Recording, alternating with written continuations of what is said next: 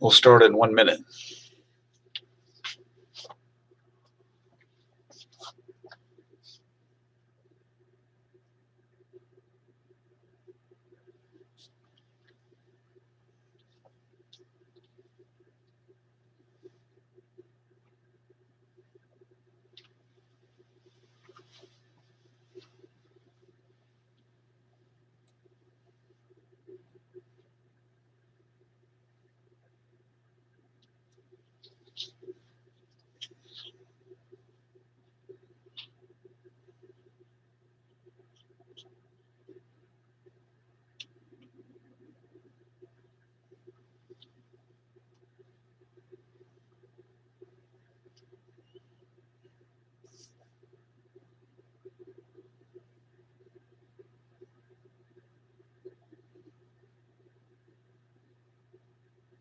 We'll continue today in section 1110 on Taylor and Maclaurin series.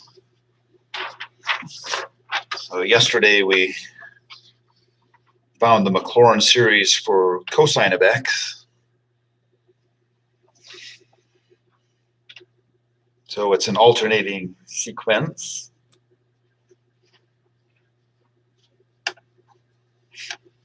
You might remember that cosine of x is called an even function.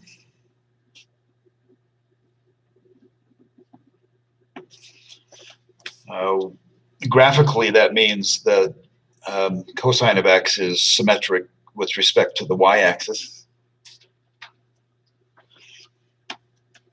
But when you see the Maclaurin series, all of the exponents on x are even integers. Okay, from here we'll find the Maclaurin series for sine of x. We could go through the same process that we did to find the Maclaurin series for cosine of x, but another option is, now that we have the Maclaurin series for cosine of x, we can take the derivative of cosine of x, which is negative sine of x. So let's do that up here. Just take the derivatives term by term. The derivative of 1 with respect to x is 0. So I'll go ahead and write that 0. And then the derivative of minus 1 over 2 factorial times x to the second is just minus x to the first. And then the derivative of 1 over 4 factorial times x to the fourth is plus 1 over 3 factorial times x to the third. And we'll do one more. The derivative of negative 1 over 6 factorial times x to the sixth is minus 1 over 5 factorial times x to the fifth, and so on. The next one is going to be 1 over 7 factorial times x to the seventh. And then to find the Maclaurin series for sine of x, we just take the negative of the right-hand side. So sine of x is equal to x minus x to the third over 3 factorial plus x to the fifth over 5 factorial minus x to the seventh over 7 factorial, and so on. And then the sigma notation. It's an alternating series, so we have negative 1 to the n if n starts at 0. And then the terms are x to the 2n plus 1 over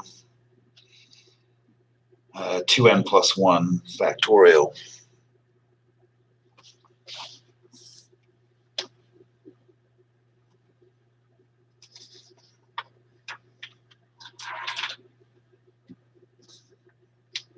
Okay, on the next page,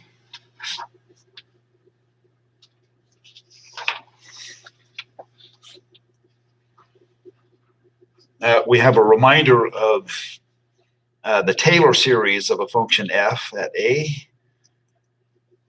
So f of a plus the first derivative of f evaluated at a divided by 1 factorial times x minus a, and so on. In the sigma notation, you can see that the coefficients are the nth derivative of f evaluated at a divided by n factorial. And then those are multiplied by x minus a to the power n. The Maclaurin series of a function f, that is just the Taylor series when the value of a is 0. So here's a reminder of the Maclaurin series of a function f of 0 plus the first derivative of f evaluated at 0 divided by 1 factorial times x, and so on. The coefficients in the Maclaurin series are the nth derivative of f evaluated at 0 divided by n factorial. And the algebraic terms are x to the n. Okay, let's see if we can remember the Maclaurin series for some of these. For e to the x, let's see, what was that? That was 1 plus x to the first over 1 factorial plus x to the second over 2 factorial plus x to the third over 3 factorial, and so on. And in sigma notation, if we start at n equals 0, then we just have x to the n over n factorial. 0 factorial is 1, so that doesn't present a problem. The radius of convergence for e to the x equaling its Maclaurin series is infinity.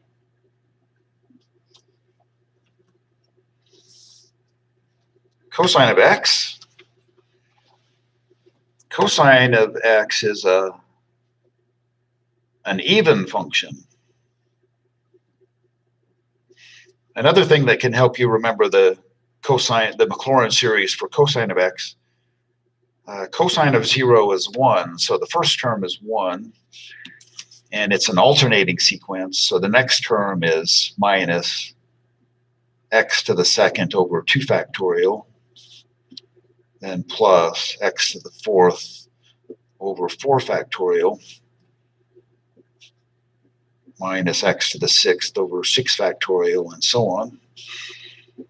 In sigma notation, start at n equals 0.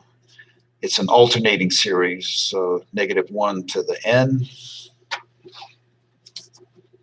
And the exponents, or the variable parts, are x to the 2n.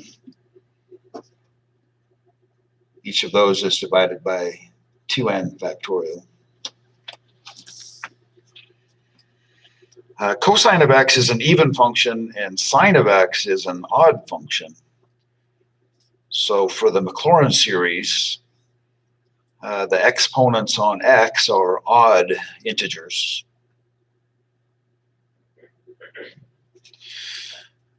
We remember that sine of 0 is 0, so in the Maclaurin series, there isn't a constant function. The first term is x, and then it's minus x to the third over 3 factorial,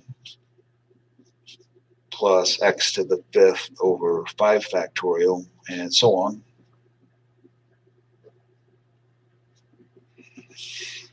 And in sigma notation, start at n equals 0, go to infinity. It's an alternating series, so -1 to the n.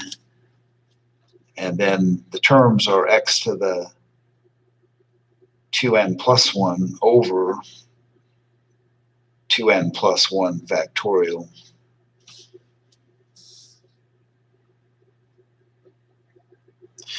Oh yeah, the radius of convergence, cosine of x, it's Maclaurin series,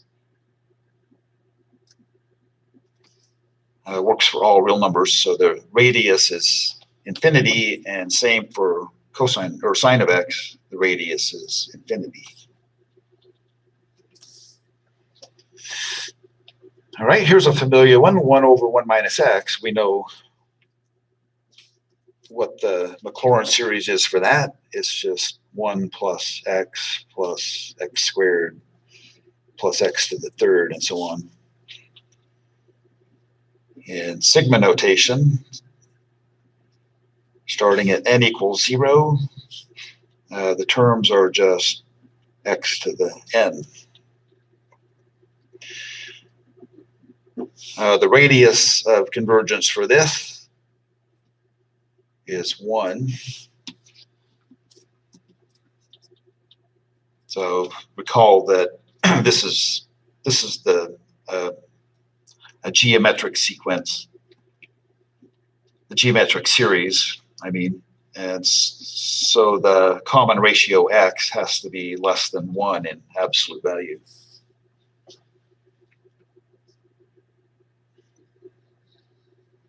The Maclaurin series for 1 over 1 plus x. So think of 1 over 1 plus x as 1 over 1 minus negative x. And then we can use the Maclaurin series above it, replace every x with -1 or negative x. So we get an alternating series. This will be 1 minus x plus x squared minus x to the third, and so on.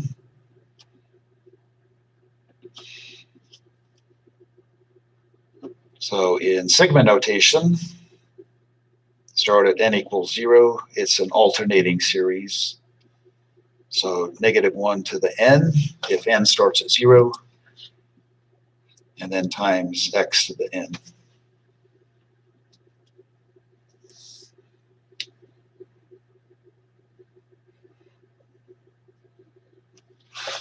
Well, if I haven't put you to sleep yet, tell me what the natural log of 1 plus x is. What's the Maclaurin series for that?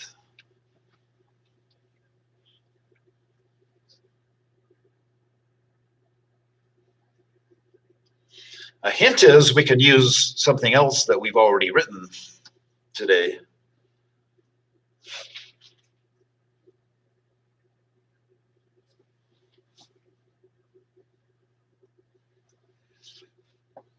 So here's another hint. What's the derivative of the natural log of 1 plus x?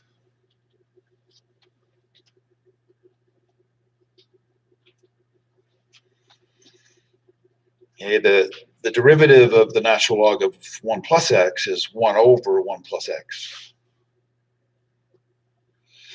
And we have the Maclaurin series for 1 over 1 plus x. So yeah, I got an answer online. The derivative of the natural log of 1 plus x is 1 over 1 plus x.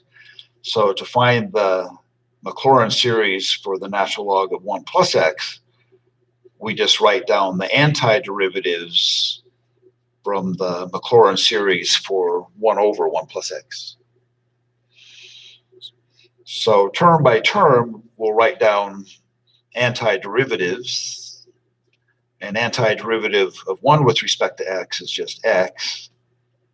And then the next one is minus x squared over 2, and then plus x to the third over 3, minus x to the fourth over 4, and so on. Then in sigma notation,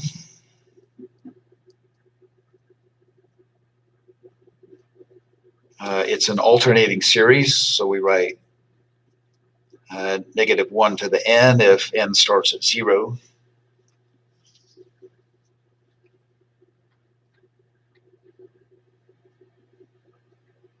And then we can write x to the n plus 1 over n plus 1.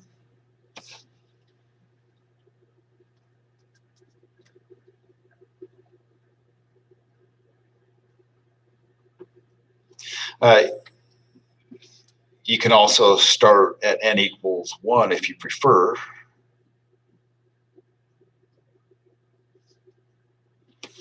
But if we start at n equals 1, then we have to have negative 1 to the either to the n minus 1 or the n plus 1. And then the terms can be written as x to the n over n.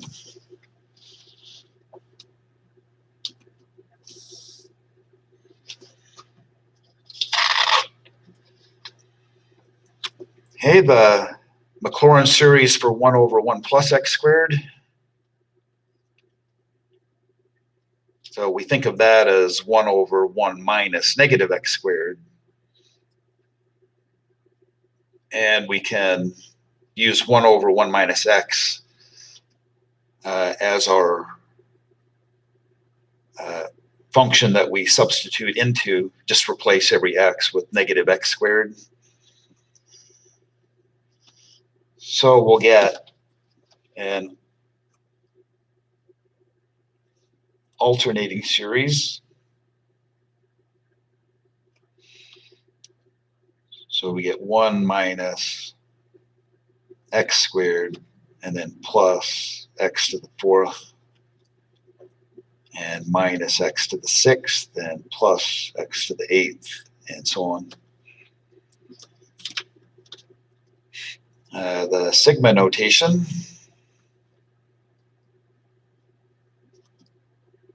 If we start at n equals 0, then it's negative 1 to the n.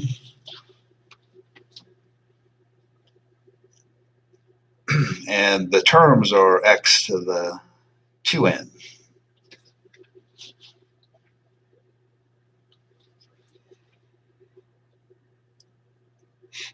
For each of the 3 Maclaurin series, the radius of convergence is 1, just like it is for 1 over 1 minus x.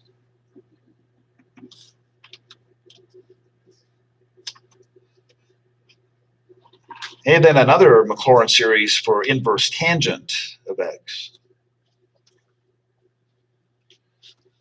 So how do we get a Maclaurin series for inverse tangent of x?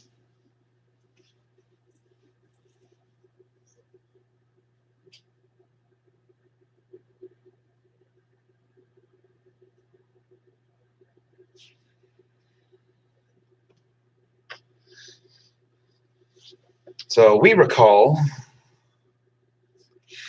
the indefinite integral of 1 over 1 plus x squared is inverse tangent plus a constant. So to get a Maclaurin series for inverse tangent of x, we just find the antiderivatives of the Maclaurin series for 1 over 1 plus x squared. So term by term, we'll write down antiderivatives. We'll get x and then minus x to the 3rd over 3 plus x to the 5th over 5 minus x to the 7th over 7 and so on. So in sigma notation, it's an alternating series, so we need negative 1 to the n if n starts at 0. And then we need x to the 2n plus 1 divided by 2n plus 1.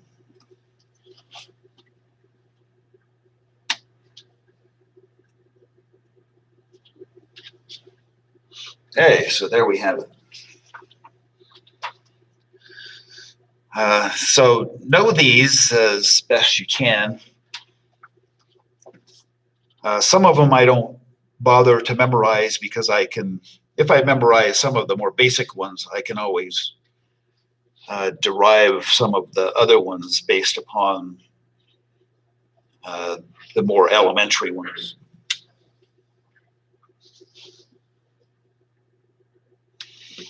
Okay, next page.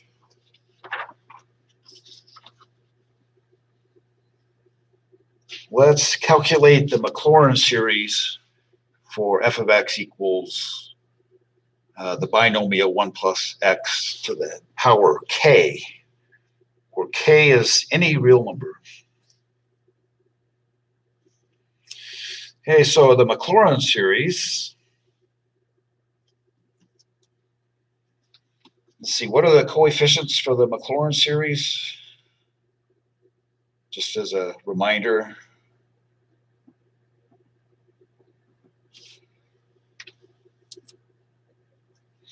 So the coefficients are the nth derivative of f evaluated at 0 divided by n factorial. So that might help. So for the Maclaurin series, we need to know what f of 0 is. F of 0 is just 1. Okay, then the first derivative of f,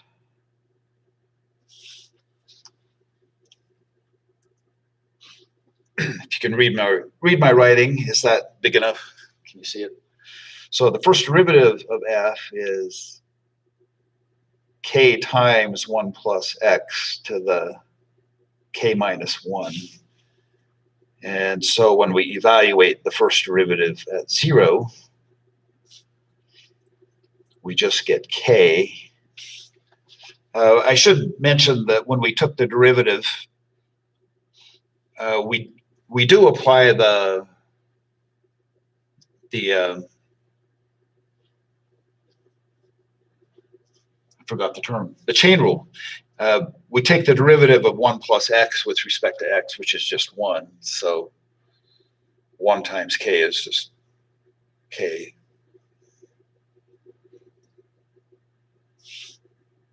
All right, then the second derivative of f with respect to x, this time it's k times k minus 1 times 1 plus x to the k minus 2 times the derivative of 1 plus x with respect to x, which is just 1. So f of the second derivative of f evaluated at 0 is k times k minus 1.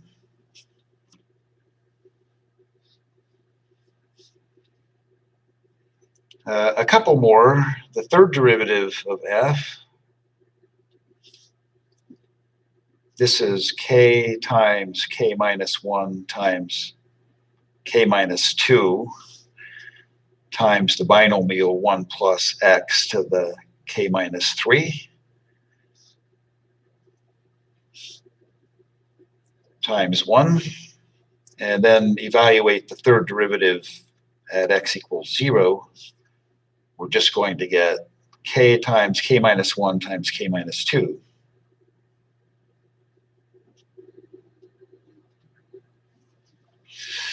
All right, so we see a pattern.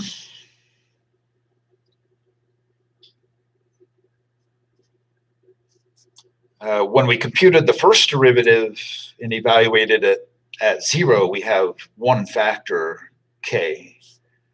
The second derivative evaluated at 0, we have two factors, k times k minus 1. The third derivative evaluated at 0, we have three factors, k times k minus 1 times k minus 2. So for the nth derivative, evaluated at 0, well, we're going to get k times k minus 1 times k minus 2, and so on, k minus 3, and so on. So what's the last factor going to look like?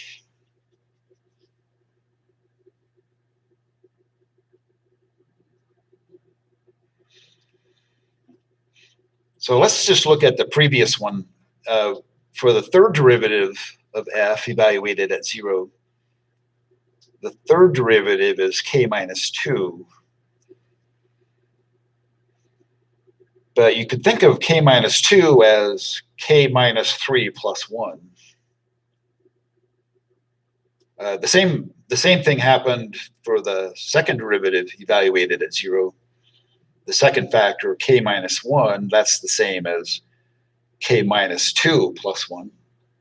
So for the nth derivative, the last factor will be k minus n plus 1. You see how that works? Another observation, well, I've basically said it, but I'll just make sure that you catch it. So for the first derivative, 1 factor. Second derivative, 2 factors. Third derivative, 3 factors. The nth derivative, so this is n factors.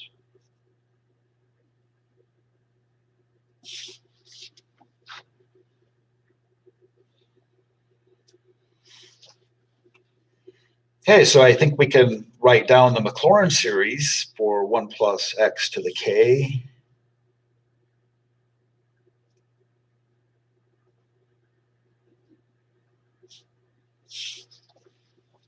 So f of 0 is 1. 1 over 0 factorial is 1.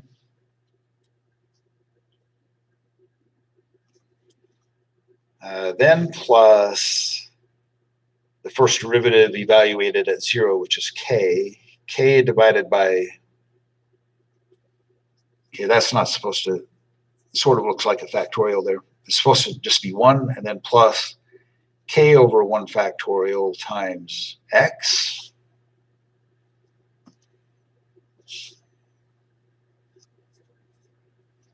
And then the next term is k times k minus 1 over 2 factorial times x to the second.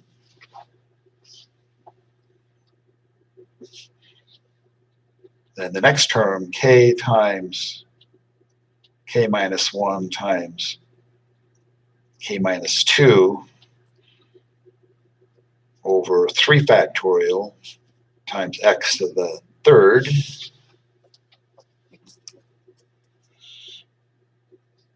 And so on. So the the sigma notation start at n equals 0.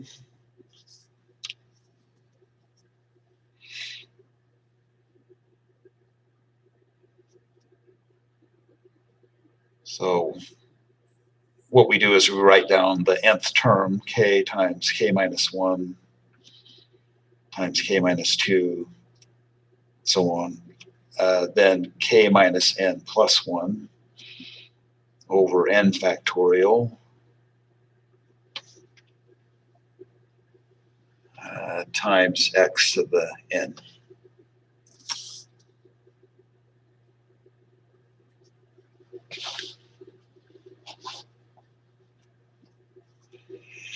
Okay, this is called the binomial series.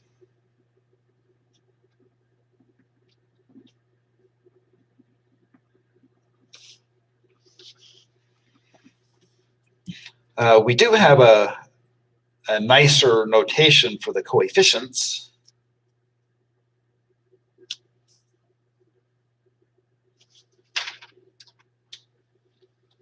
So here's another notation for the coefficients.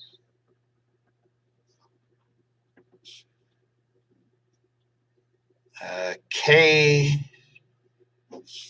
choose n. If you've ever taken combinatorics,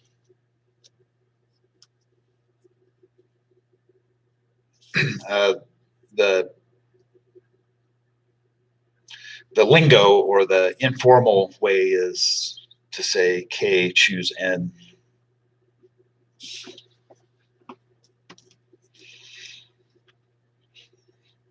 Okay, but what this means is if n is a positive integer,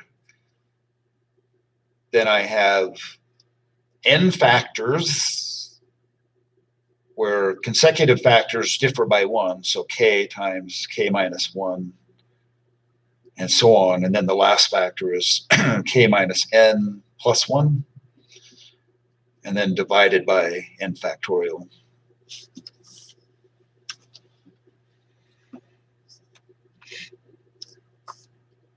So we can write down that the binomial series is the 1 plus x to the k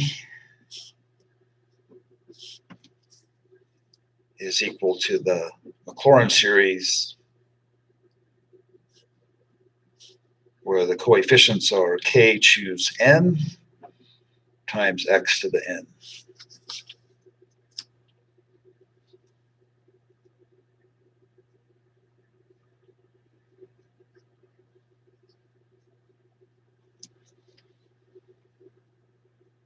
So with a little practice,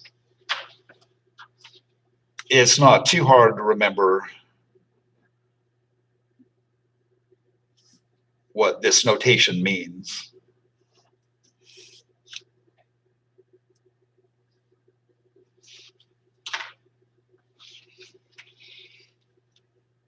Okay, so for our purposes, k can be any real number. And if k is not a positive integer, then the binomial series is an infinite series. On the other hand, if k is a positive integer, then the binomial series will have just a finite number of terms, because eventually the coefficients become 0 if k is a positive integer. So that's what I'm going to comment about next, this more about binomial coefficients. If k is a positive integer,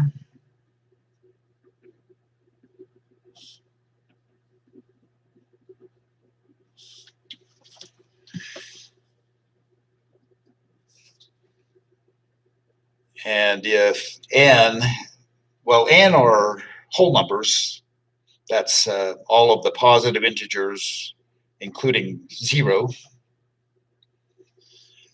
So if k is a positive integer and n is less than or equal to k,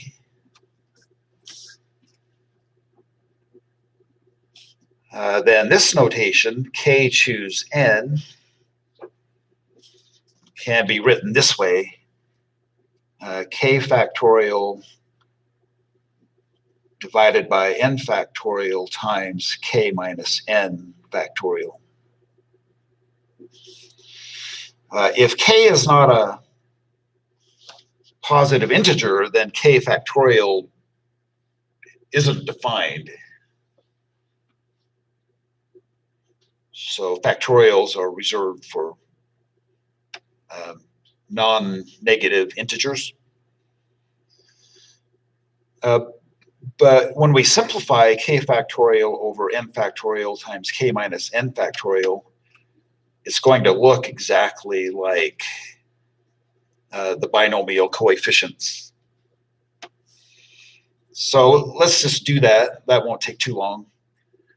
K factorial, that just means k times k minus 1 and so on. Then we get down to k minus n plus 1. The next factor after that is k minus n, and then k minus n minus 1, and so on.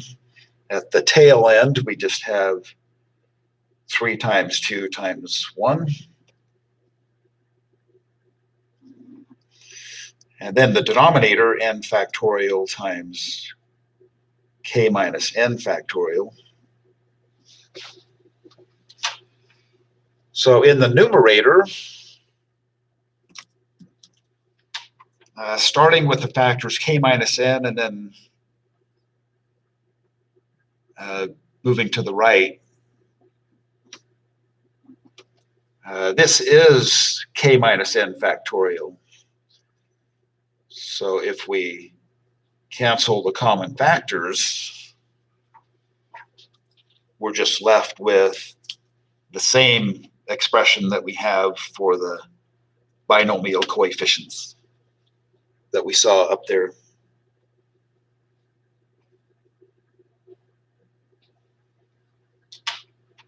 Yeah, so I'll reiterate the binomial coefficients.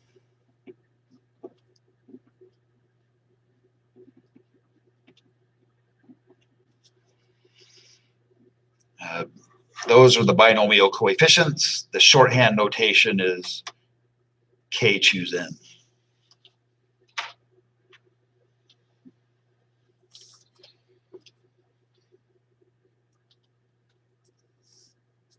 Okay, let's apply this binomial series notation. Use the binomial series to find the series expansion for 1 minus x to the negative 1.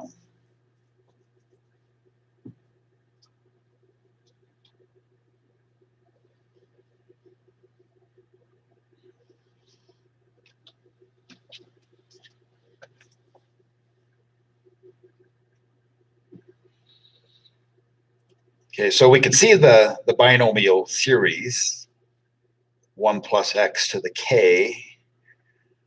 So for 1 minus x to the negative 1, we're going to think of 1 minus x as 1 plus negative x, and we'll replace every x with negative x, and the value of k is negative 1.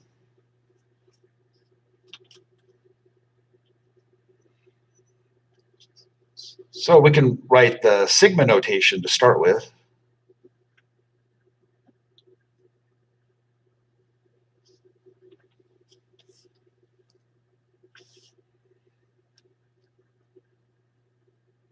So the value of k is negative 1.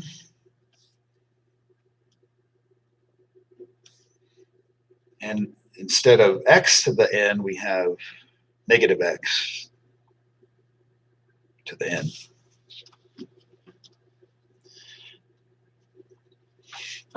Another thing, k choose 0 is just 1.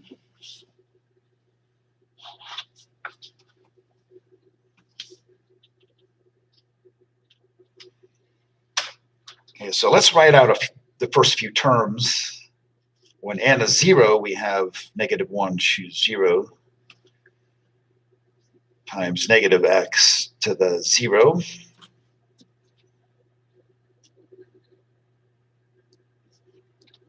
And then negative 1 choose 1 times negative x to the first.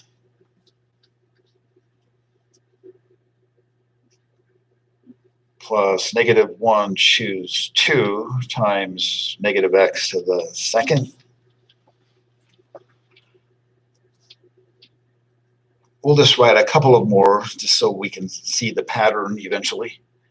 The next term, negative 1 choose 3 times negative x to the third. Then one more, negative 1 choose 4 times negative x to the fourth.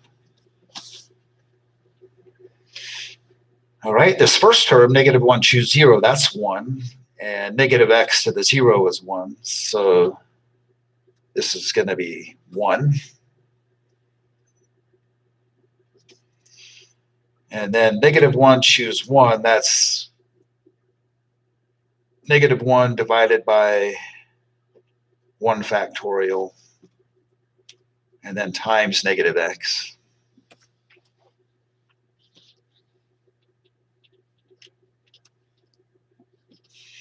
Okay, then the next term, what does negative 1 choose 2 mean?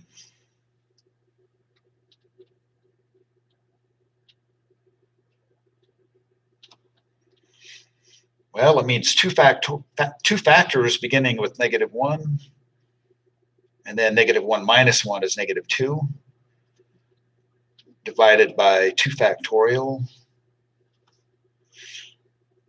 And negative x to the second is just x to the second.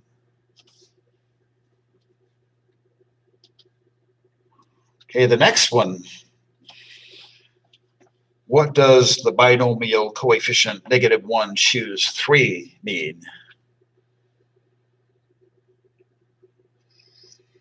Well, in the numerator, it means -1 times -2 times -3. We have 3 factors, so we stop and we divide it by 3 factorial. And then the term -x to the third is, well, it's -x to the third. I'll just write it as -x to the third. We'll take care of that in the next step. And let's write one more term. What does -1 choose 4 mean? So we want 4 factors where consecutive factors are decreasing by 1. So -1 times -2 times -3 times -4 divided by 4 factorial. And the term -x to the 4 is just positive x to the 4th. Okay, in the next line, we'll just simplify everything. So we get 1 plus -1 over 1 times -x is just x. What's the next term? Well, -1 times -2 is 2. 2 divided by 2 factorial is 1, so I get x squared. What about the next term? So -1 times -2 times -3 is -6. 3 factorial is 6, so -6 divided by 6 is -1. But -1 times -x to the third is positive x to the third, so plus x to the third. What's the next term going to simplify to?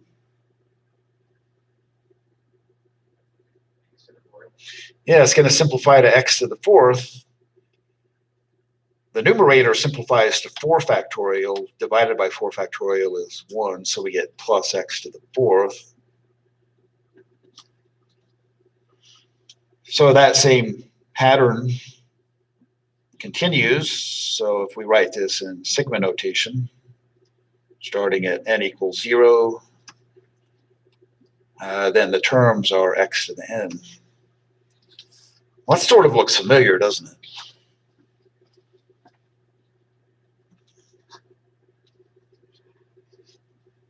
So do you see the dirty trick I played on you?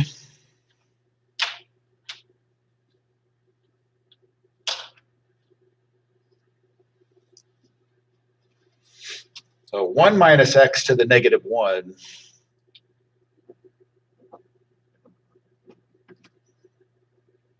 1 minus x to the -1. What's another way to write 1 minus x to the -1?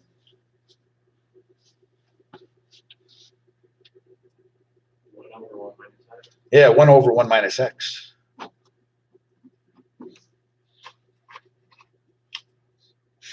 So this is the very first rational function that we found a series for, if you remember. This is the sum of the geometric series 1 plus x squared, and so on.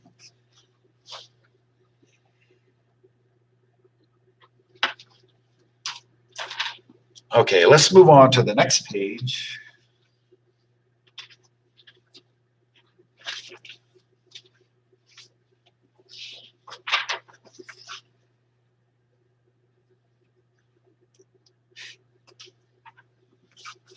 Well, we have some experience using known series to find new series. So that's what we'll do here. Use a known Maclaurin series to get a Maclaurin series for each of these functions. So if f of x is equal to the inverse tangent of 2x, we'll go back and we'll look at what the Maclaurin series is for inverse tangent of x. So earlier today, we found this to be equal to x minus x to the third over 3 plus x to the fifth over 5 minus x to the seventh over 7, and so on.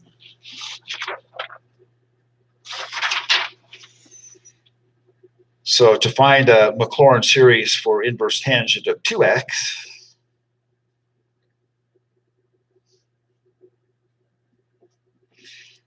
we just replace every x in the inverse tangent of x with 2x. It's like a composition of functions. So we'll get 2x. We'll do this in a couple of steps. And then the term 2x to the third over 3, and then plus 2x to the fifth over 5, and minus 2x to the seventh over 7, and so on.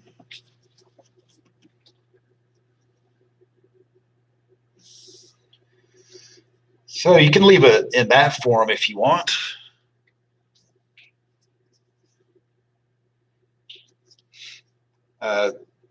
So you know the sigma notation for inverse tangent, and then just for the sigma notation for inverse tangent of 2x, just replace x with 2x.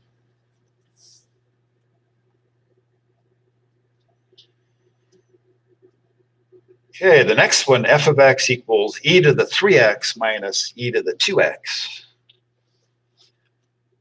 How do we find a Maclaurin series for that? Well, for this one, we remember the Maclaurin series for e to the x. This is 1 plus x over 1 factorial plus x squared over 2 factorial, and so on.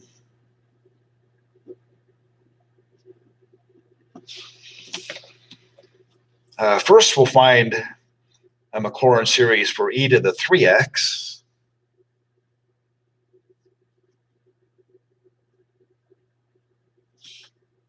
So in e to the x, we just replace every x with 3x. So we get 1 plus 3x over 1 factorial. And then when we replace x with 3x and square it, we get plus 9x squared over 2 factorial. And then replace x with 3x. The term 3x to the third is plus 27x to the third over 3 factorial. And so on. To find the Maclaurin series for e to the 2x, we do the same sort of thing. So we get 1 plus 2x over 1 factorial plus 4x squared over 2 factorial. And then plus 8x to the third over 3 factorial, and so on.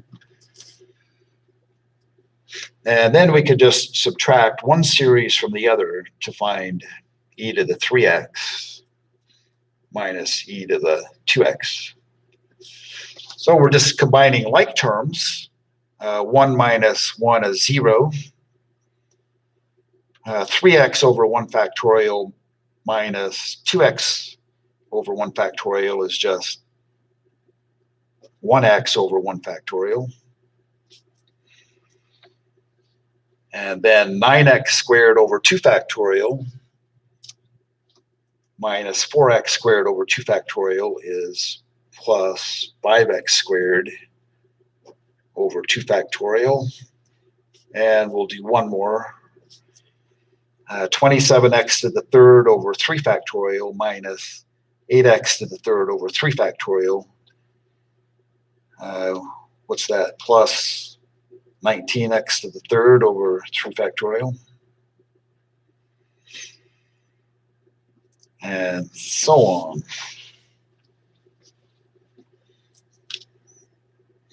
Well, we're about out of time. We'll continue on working through these problems tomorrow. And I might send another page of lecture notes in addition.